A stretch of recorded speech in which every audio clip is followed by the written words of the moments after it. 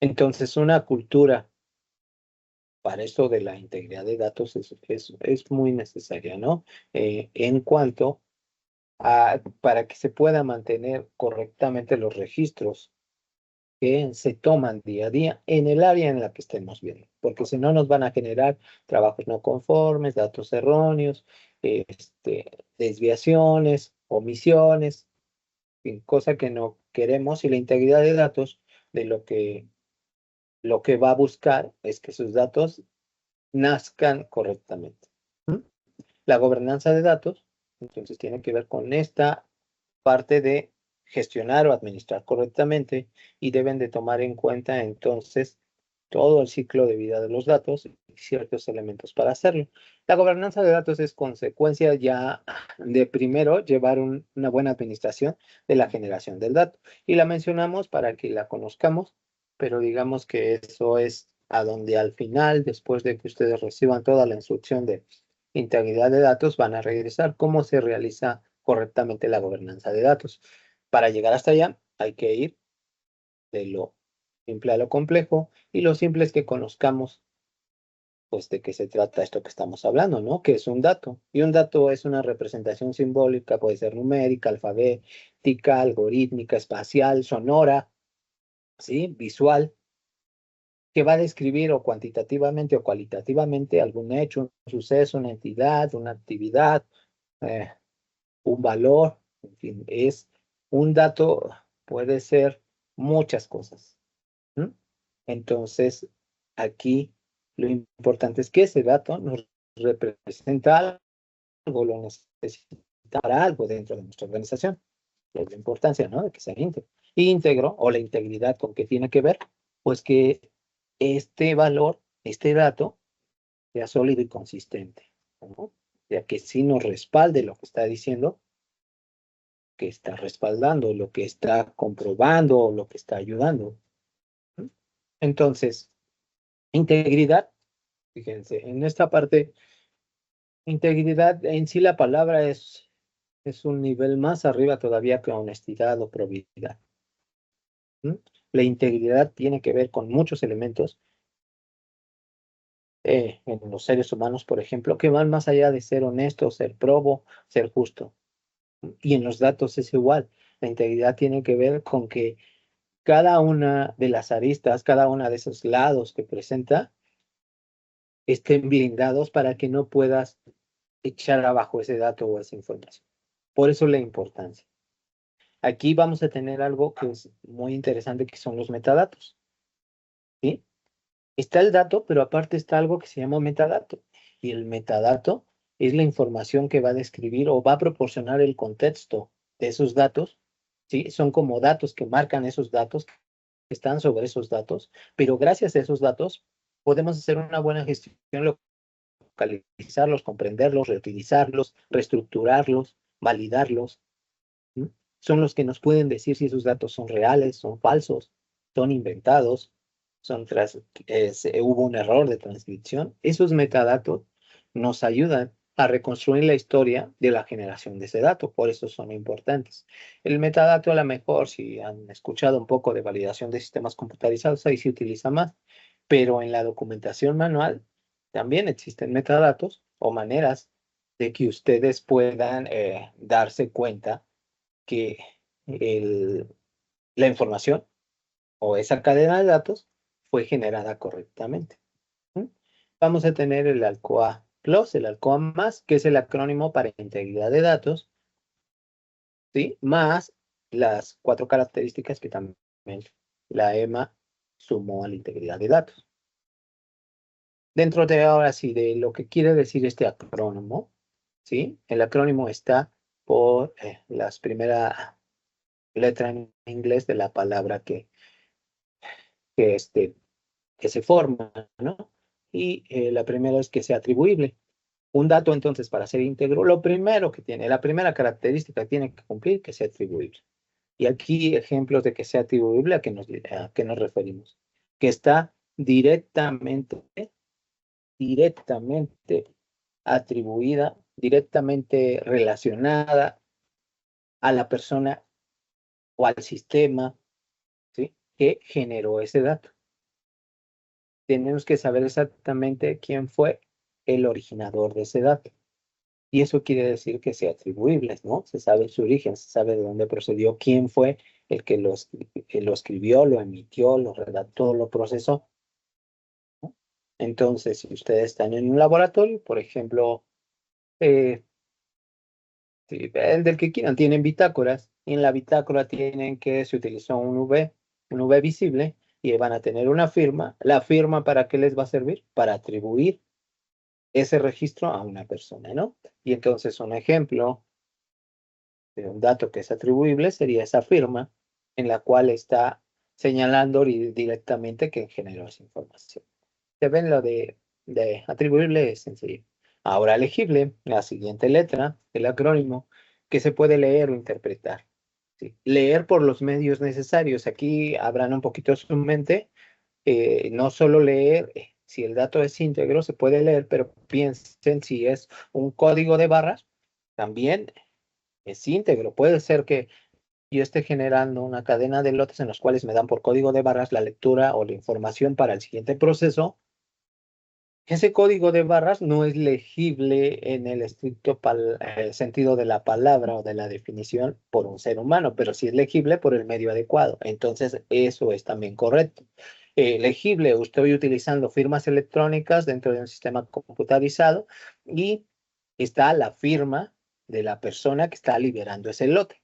La persona que va a seguir la siguiente parte del proceso, obvio, ve la cadena y para él puede que no sea legible directamente, pero es legible por el medio que tiene para interpretar que esa firma es la auténtica. Entonces, ¿me entienden? Aquí legible, ¿qué quiere decir? Que lo podamos leer, interpretar en la parte del proceso que sigue. ¿Mm? Puede ser que no sea este, leída por medios no aquí automatizados o por otro dispositivo que necesitamos para leer. Eso puede ser. Y eso no nos quita que ese dato siga conservando la característica de ser legible. Tienes que tener entonces los elementos para poder hacer legible ese dato, esa información que tienes, pero con el medio adecuado, ¿no? Entonces, también en cuanto a lo de legible, ya sé que cada uno tiene su letra diferente. Cuando tiene sistemas manuales o híbridos, que es la mayoría de los que tenemos en el país aún, sí, es decir, hay registros manuales y registros automatizados. Legible aquí también se refiere a que tienes que hacer claro el registro de esa información, no porque tengamos fea letra o no, eso es excusa para no escribir correctamente o en el tiempo adecuado. Se dieron cuenta que al inicio les decía unas cualidades de la información. Y la velocidad tiene que ver con eso, también tener el tiempo necesario para hacer el registro. También vieron ahí que factores humanos en cuanto a la gobernanza de datos, porque aquí puede ser que su organización les dé el tiempo suficiente para que ustedes se registren en la bitácora, pero aún así, pues ustedes deciden ya hacerlo a la velocidad que ustedes quieren. Y puede ser que eso afecte la legibilidad. Si afecta la legibilidad, ¿qué va a pasar también? Pues no va a ser atribuido bien a la persona.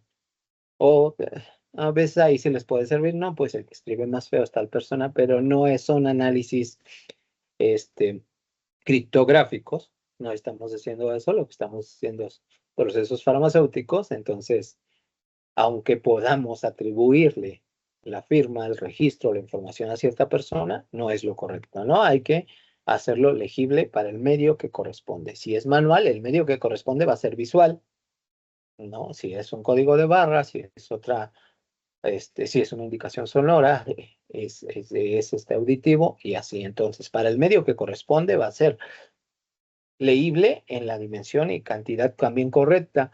El tamaño, por ejemplo, en la parte visual, pues sus bitácoras tienen un espacio suficiente para que el tamaño ustedes ya lo pongan correctamente. Pero ahora piensen si en la parte de un registro que es auditivo no tiene los decibeles necesarios. Y un registro que no tenga, que sea visual, también no tiene el tamaño, la iluminación que se necesita para que sea adecuada, ¿no? Ahí en esa parte la legibilidad, si ven, pareciera algo sencillo, pero sí tiene sus partes que analizar dependiendo del proceso donde ese dato se vaya generando. La siguiente palabra, letra es la C, que tiene que ver con lo contemporáneo. En el espacio temporal actual, ahí contemporáneo, que ustedes tengan un contemporáneo, es que sea de su misma generación, ¿no? Y aquí contemporáneo, a ese espacio temporal se refiere. Algunos mencionaban, no, es que inmediatamente después de hacer la actividad te tienes que registrar. Sí, sí es posible, pero a veces inmediatamente es un concepto muy ambiguo. ¿Sí? Contemporáneo, tú vas a tener un espacio temporal también estudiado dependiendo la actividad que estás realizando para poder hacer el registro adecuado, porque esta parte de la contemporaneidad también va muy ligada con la originalidad, que es la siguiente letra del acrónimo. Entonces, no podemos hacer borradores, o no deberíamos de hacer borradores, sino que tener ya el registro original. Entonces tiene que ser en el espacio temporal, dependiendo del tipo de proceso donde estemos generando los datos, adecuado. Y también, para que sea contemporáneo, ahí hay que ver, hay otros factores que afectan para que estos registros no sean contemporáneos y tal es el simple hecho de, por ejemplo, que los medios de registro no estén en el lugar o no estén accesibles para las personas que tienen que hacer el registro. Entonces, piensen aquí que ustedes pueden afectar también la integridad de datos por omitir o hacer algo que no dentro de su laboratorio. Las bitácoras de registro de los instrumentos, por ejemplo, tienen que estar lo más cercana posible a los instrumentos, ya sea electrónica o manual, para que puedan hacer ese registro. Y si no están así, pues ahí ya tenemos una, un potenciador de generar una falla, ¿no? En nuestro proceso. Porque puede ser que la persona que esté utilizando el instrumento, por ejemplo, si tenga la capacidad o tenga la instrucción correcta, la preparación, ya lleve tiempo en ese laboratorio y lo hayan preparado bien y él sepa que acabando el proceso, ir y buscar la bitácora y hacer el registro en momento y forma correctamente, pero puede ser que también el personal sea nuevo, puede ser que haya otras variables que no podemos eliminar, ¿no? Entonces, por eso es importante en la integridad de datos ver cómo nos va a ayudar para que otras acciones que parecieran ajenas se hagan también correctamente, como el mantener, por ejemplo, la bitácora en los instrumentos o la bitácora electrónica, ¿no? Con tu clave de acceso actualizada. La siguiente que sigue es lo original, lo original. Lo que registren de primera vez, eso es lo único original. Todo lo demás que se genere se llaman copias, todo lo demás. Lo único original es lo primero que se hace el registro. Por eso es importante que se haga correctamente.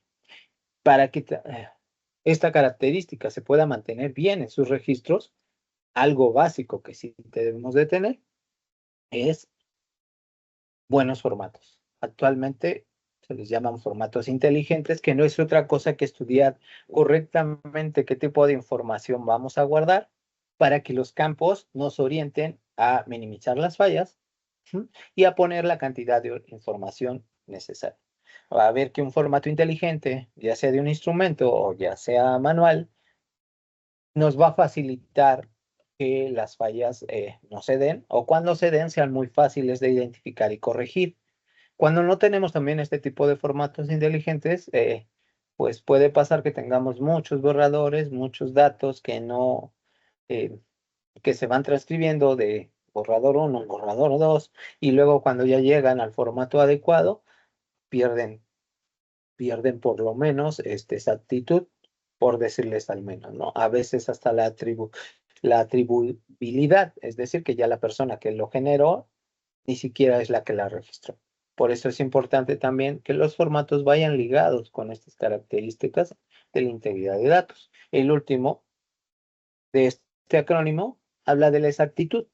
Y la exactitud, aquí nos referimos a que tenga la información suficiente. Piensen ustedes, están haciendo un análisis y si ya tienen ustedes determinado que para ese análisis lleva dos cifras significativas, pues dos cifras significativas debe de ir, ¿no? Si la legislación les pide, están haciendo el PBT para un disolutor María tiene una pregunta. así adelante. María, adelante.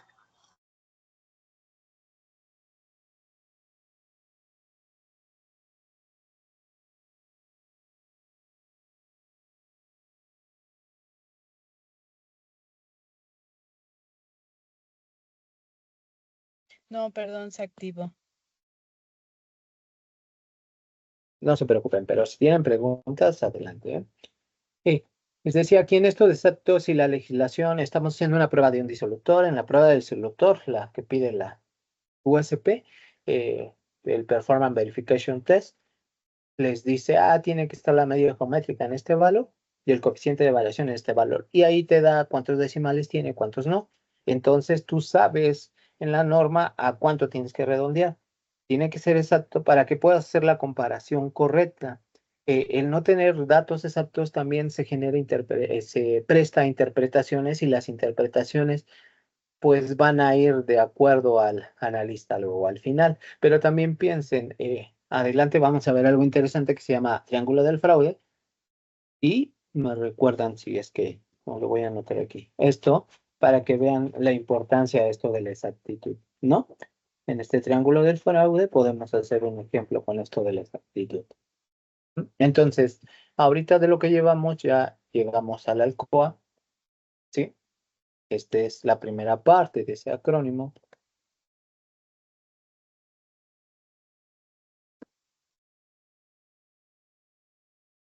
Bien, y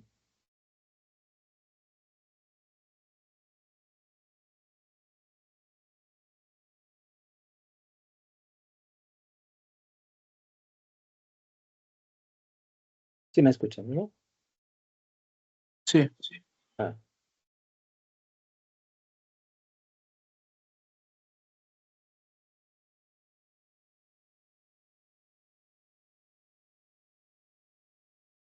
bien.